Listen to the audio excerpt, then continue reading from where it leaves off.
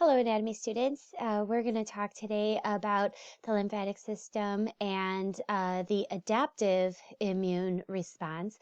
In our previous lectures, I pretty much finished up all that I wanted to say about the lymphatic system, so we're really just going to focus on adaptive immunity today. All right, so I revised our little flow chart here a little bit, but just as a review, we are immune because the cells of our immune system exhibit specificity and memory. The first time that we meet up with an antigen, we kind of build up an attack plan that will be kind of stored away and set in place, saved up for the event that we meet up with this antigen a second, third, or fourth time. Because in subsequent infections, our cells are going to react very swiftly and quickly with a very fierce response against this antigen. It's going to happen so fast that we don't know that we were exposed and we don't even get sick.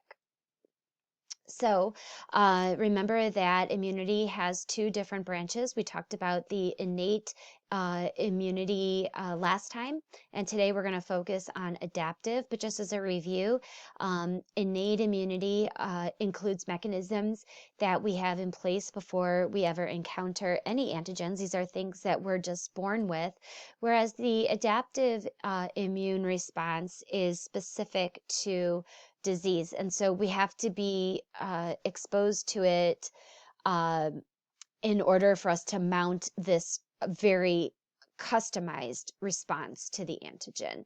Both of these are going to constitute the immune system. And finally, I just wanted to say that as we're talking about adaptive immunity, we're going to be talking about two different responses. The primary response, which requires antigen presentation, and the secondary response, which does not require antigen presentation and is therefore a lot faster than our primary response. So let's start digging into the details here. So I mostly talked about all this on the last slide, but there is just one more thing I wanted to mention, and that is that the primary response and the secondary response both involve two kinds of immunity. Humoral immunity, which involves antibody action, and cell-mediated immunity, which occurs when our T lymphocytes kill self cells that have been infected by antigens. All right, so we're going to start talking about the primary response, and we're going to start off talking about B cells and what's happening with them during the primary response. So the primary response happens the first time that we have encountered an antigen. And so all of the barriers that our body innately possesses, all of that stuff, complement cascade, interferon, we have our skin and our mucous membrane barriers in place. All of that stuff is happening at the same time as the primary response is going to occur as well. So it's all happening kind of simultaneously. With B cells, in order for them to fully participate in this primary response, they need to be activated by an antigen. And we say that B cells need to be directly activated by an antigen. B cells, when they leave the bone marrow, they are not considered mature yet. They're considered immunocompetent. The B cells have like multiple receptors on the surface of their cell membranes that can recognize a single antigen. But they are not considered mature yet. They're not considered mature until their antigen finds them. So what happens is that our B cells are going to leave the bone marrow when they're immunocompetent, and they're going to move to the lymph nodes where they're going to hang out. And in those lymph nodes, they're going to wait as the lymph flows through, as blood is coming in through the blood vessels, and they are going to wait to see if they encounter the antigen that fits their receptors. I just need to put you on pause here for a second. Sorry about that. My dog Rollins wanted to leave the office, so I needed to let him go. All right, so anyway, B cells then are going to lie in wait in the lymph nodes, and they're going to wait for their antigen that's floating around in the lymph or in the blood to find them. So B cells can be activated by free antigen. So the antigen actually binds to the cell, and that is something that's called direct activation of B cells. So in this cartoon, we're looking at what's happening to the B cells. So here's a B cell. We can say that it's lying in wait inside of a lymph node.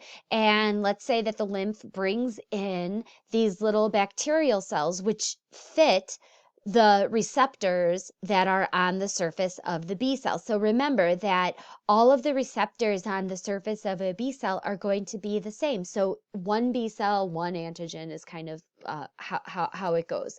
So our B cell can act as an antigen presentation cell, and that's what's happening over here. It's bringing its bacterial cell that's bound to its specific receptor, and it's presenting it to our helper T cell.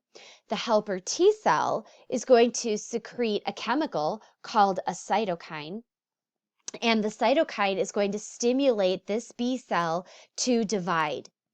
And when the B cell divides, some of its daughter cells become plasma cells, and some of its daughter cells become memory cells. The plasma cells, if we come down here to step number 4, are going to synthesize and secrete antibodies that are specific for their the bacteria that fit into its little receptor here. And I just want to make sure that you understand, in this example, it's a bacterial cell, but it could be something else as well. Like it could just be any antigen. But anyway, the antibodies are specific for this particular antigen, and the antibodies are going to coat the outside of this antigen, and that makes them more susceptible to phagocytosis by a phagocyte. It could be a macrophage, it could be a neutrophil, but it's going to promote phagocytosis of the antigen itself. And so I just want to make sure that you understand that these antigens are free antigens. They have not yet infected any of our body cells.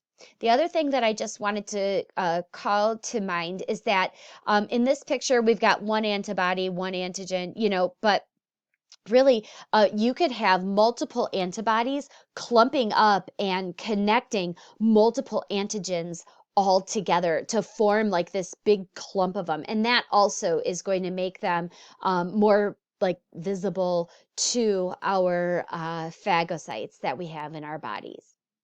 And so that is all what's happening during our primary response with B lymphocytes. But what about our memory cells? Well, memory cells were generated during the primary response, but they're not going to play a role until we are invaded by this antigen for a second, third, or fourth, or 10th time. And so the memory cells are going to circulate throughout the blood and throughout the lymph because they're going to be mature, and they're going to patrol these tissues in order to ensure that the antigen doesn't come back. But if it does, and it binds to a memory cell, then this memory cell is going to take some steps to launch a very customized attack against that antigen that is so fierce and swift that we don't even get sick. We don't even know that we were exposed to this antigen a second time. This is a picture that you guys have in your book. And here you can see we've got 3 different B cells here. You can tell that they're different because the receptors are different colors. And notice that our antigens are binding only to the dark blue receptors. So it's only going to be this middle cell that's going to react.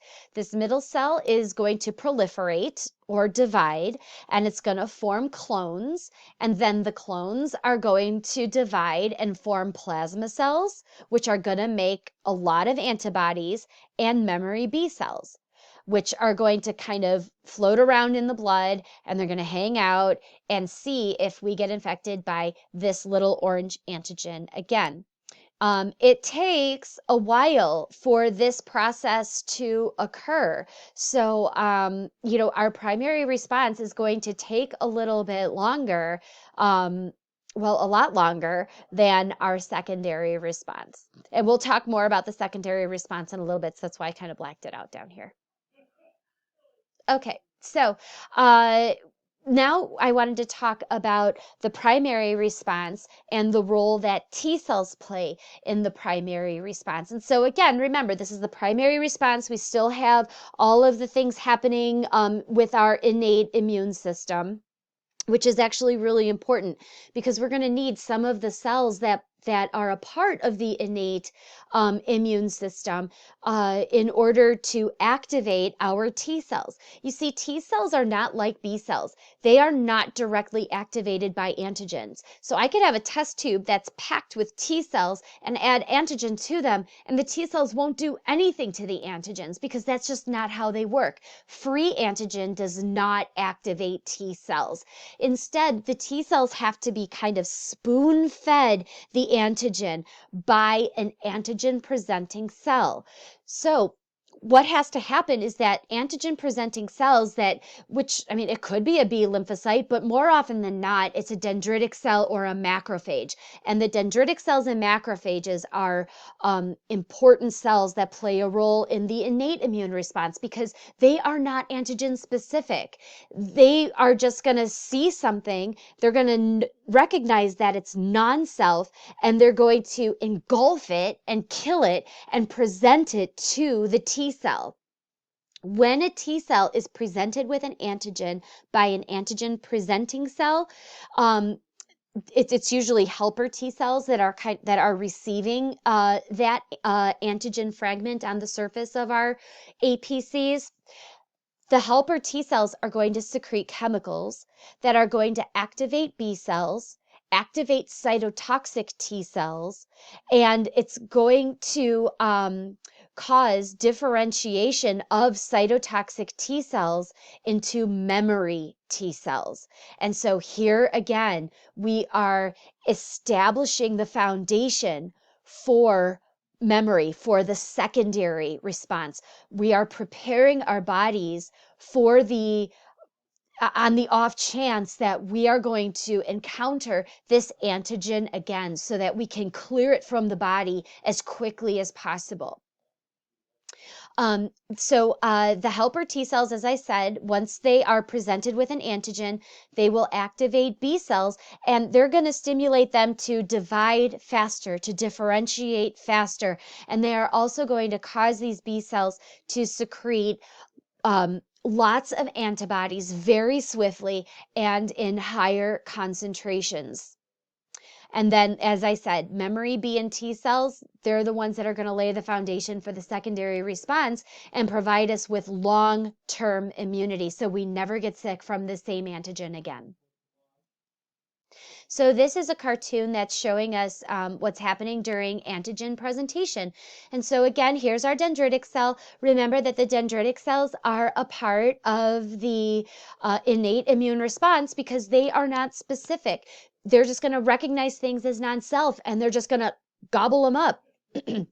So this guy has found an antigen. It's going to eat up or phagocytize the antigen. And then in the cytoplasm of our dendritic cell, it's going to pull that antigen apart. It's going to fragment it. And the fragments of that antigen are going to combine with some proteins that I've mentioned before. These are called MHC proteins, or major histocompatibility. I always mess up that word. Major histocompatibility complex proteins. Remember that MHC proteins are like name tags that our body cells wear to say, hey, I'm one of you, don't hurt me.